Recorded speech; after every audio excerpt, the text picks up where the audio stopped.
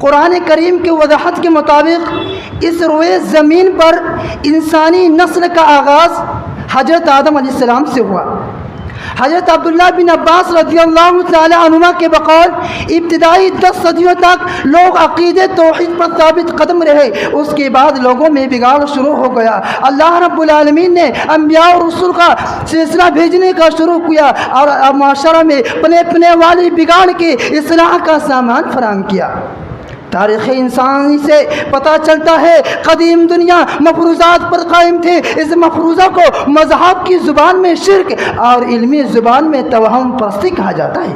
قرآن کریم کی وضاحت کے مطابق اس روئے زمین پر انسانی نسل کا آغاز حضرت آدم علیہ السلام سے ہوا۔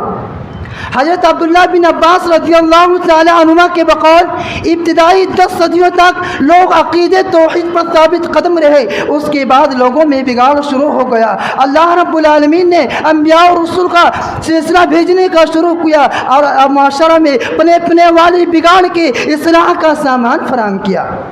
تاریخ انسانی سے پتہ چلتا ہے قدیم دنیا مفروضات پر قائم تھی۔ اس مفروضہ کو مذہب کی زبان میں شرک اور علمی زبان میں توہم پرستی کہا جاتا ہے۔